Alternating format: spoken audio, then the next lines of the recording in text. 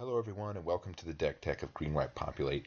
As you guys can see, this is very similar, if not almost identical, to the general Green-White aggros that have been lingering around, getting a few top 8s here and there. Like one top 8ed Missouri states at least, and they've top 8ed one or two SCGs, if not maybe top 16 here and there.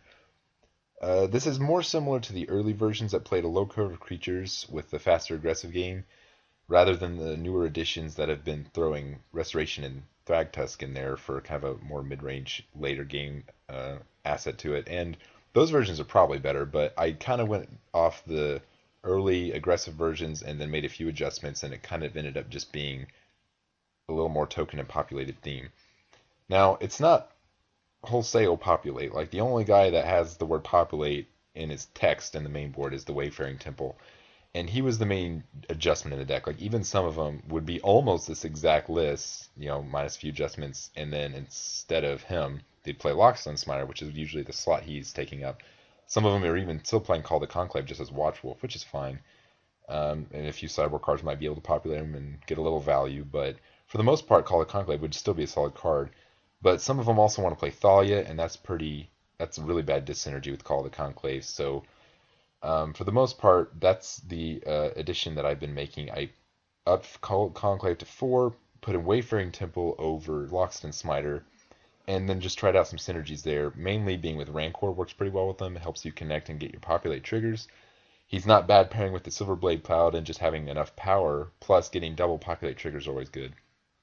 And if Celestian Charm could get any better, it does with him because, it either gives you combat trick to populate a token after he's connected, even for maybe one if he's the only creature, or helping him get trampled to get your triggers through. So it works pretty nicely, and for the most part, his power is usually greater than 4, or at least 4, so he's not really all much worse than the Loxodon Smiter anyway. A lot of people would say in some forums that for the most part, Smiter's uncounterability clause is irrelevant. And I don't think that's altogether true, especially with the rise of Geist of St. Traft decks and just blue in general. They're starting to play these lesser counterspells that we are not used to having because we've been spoiled with cards like Mana Leak. So the counterspells are still there, and it's still pretty relevant, but it's obviously not as relevant as it used to be. So for the most part, people have gotten that mindset not to play it or play around it for the most part. So I think Wayfaring Temple is a fine slot. I'm still convinced Loxodon Smiter is a better card, especially when the what's considered to be the number one deck plays Rakdos Return in their main deck. If you have two of those in your hand, you can just blow them out. But the deck's not trying to do that. It's trying to work around getting a little bit of advantage on the board with token acceleration, and then it still has like basically the same cards. Like you still have your Silverblade Paladins, your early Geists, and so on. Rancor gets there. A rendition of the deck that I'm still kind of debating on and I'm working with is the mana base. You guys can notice that I am playing 4 guild gates, and there's a good explanation, at least as far as I think, of why I have it at a full set. A lot of people will splash into maybe 3 gates in a 2-color deck, especially like a blue-white or something, to help the mana out a little, because it's also good on your curve in the early game if you need them, if you're playing 1-drops. Here, you don't usually want to be playing come into play tapped lands if you can help it because of your fast curve, your accelerators.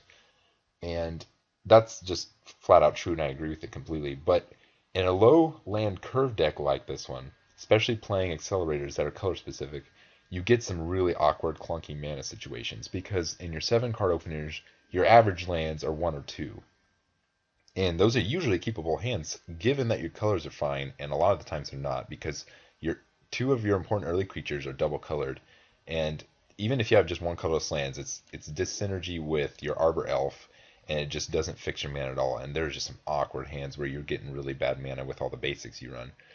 And so what ended up happening is I would cut a few of the basics, add some guild gates to help fix my colors, and it was working a little better, but it still wasn't satisfied. So I upped it to 3, and then eventually, before I knew it, I just had the whole set in, and it was just the best I could get so far. I would say the mana, ironically, is the worst part of the deck. Like, it's not something you'd think in a low curve 2-color aggro deck, but it really is. The worst part, besides, I think it's even worse than the fact that the Guildgate comes into play tapped, is it doesn't work very well with the Arbor Elf. Sunpale Grove obviously has the same problem, but it's faster than the Guildgate. So for that reason, I ended up swapping Arbor Elf down to 3 and upping him to 4 because I didn't quite want 8 of these creatures in my main board. Like a lot of the time, I just draw one drops and some faith bonds or whatever, and it's just not good enough. Uh, Faith bond is obviously another thing that hasn't really been seeing a lot of play and is kind of awkward to see. Originally in its slot, I had pacifism because I found that to be one of the better ways to deal with Thragtusk in white, and it was actually really good. It's been working. It also hits Angel, and I figured Bonds of Faith might be worth trying out because it's still a pacifism for the cards I have it in the deck for. Plus, it's not just kind of a blank in a few matchups where I don't want it. Um, the only downside about playing it is it doesn't profitably hit Silverblade or Huntmaster, but those aren't really cards you want to be playing pacifism on because they're still on the battlefield getting their value in some sense. Like you're still pairing them with someone else giving a double strike because you're not like, casting Oblivion Ring on it or whatever. And Huntmaster still gets to flip. So it's not as really, I think, as good. Like it gives you something to put on your Paladin when it's a kind of a blank when they're not playing Thragtusk or Angel Serenity. The only other thing to mention maybe about Bond's Face is the humans deck and a fast aggro deck like that. Like pacifism isn't, I guess, bad. I would probably end up taking it out anyway for cards like Centaur Healer. So it's just not really all that bad. And if their champions of the parish get too big, obviously Celestia Charm can take care of them, and you can use your Rain Course to help out if you need to. But that's really the deck. It's real simple, streamlined. It's cheap, which is a big deal right now because Standard isn't very cheap for the most part. The Shocklands don't help with that. A lot of the stapleistic utility effects and removals at the 2-mana slot are starting to become rares, which only increase the price of the game more because they're the cards that are necessary. So a cheap deck like this that's kind of fun to play and just kind of bash some face is always good. So that's why I would recommend the deck. It's by no means tier 1. I'd like to think it's tier 2, but that's kind of wishful thinking. The sideboard is complete crap right now. I'm still developing it. I probably want to throw a few Rest in Peace in here because these Reanimator decks might just go over the top of me. Although Angel Serenity isn't as scary. They've kind of tipped away from the Crater Hoof, which I was convinced was the better version, and that would be a little more risk involved. But since Angel Serenity is the main card, I'm not as worried about it. So I don't have Rest in Peace in right now, but I might end up playing it.